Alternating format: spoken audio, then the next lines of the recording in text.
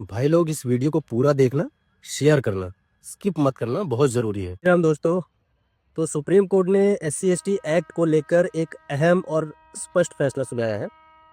वो ये है, कोर्ट का कहना है कि किसी का सिर्फ गाली देना SC/ST एक्ट के तहत अपराध नहीं माना जाएगा। इसके लिए कोर्ट ने दो शर्तें लागू की है।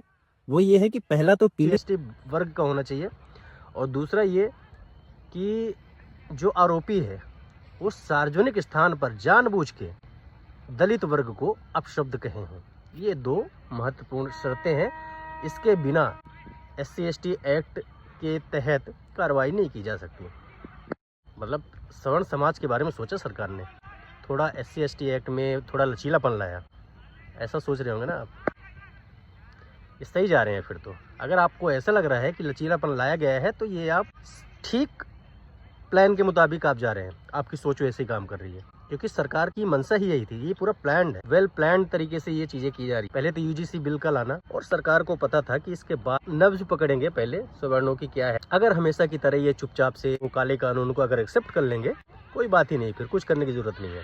अगर थोड़ा हो हल्ला सुनाई दिया, जो कि है, थोड़ा नहीं बहुत है, उनको सांप सूंघ गए, तो अगर थोड़ा हो हल्ला सुनाई दिया तो सुप्रीम कोर्ट के जज साहब को कहना है कि अब प्लान बी पे काम करो। प्लान बी मतलब कौन सा? प्लान बी ये कि SC/ST जो एक्ट है उसको थोड़ा सा लचीला कर, सवर्ण के फेवर में होना चाहिए। और जब ये सवर्ण के फेवर में होगा तो सवर्ण खुश हो जाएगा कि चलो ठीक है, थोड़ी सी रियायत बढ़ती हमारे लिए।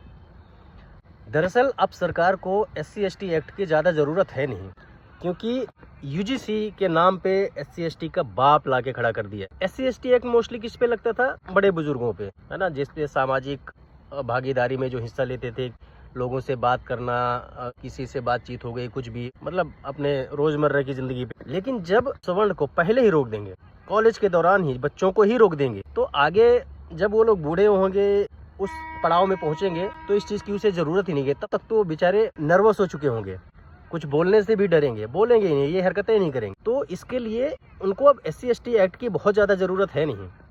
कॉलेज में इसीलिए ये सब मुहिम चलाया गया है, कॉलेज के बच्चों को उनकी पढ़ाई रोको, एक्ट लगा दो, जेल पहुंचा दो, उनकी पढ़ाई को रोक दो, तो ये वैसे भी डरे समे रहेंगे।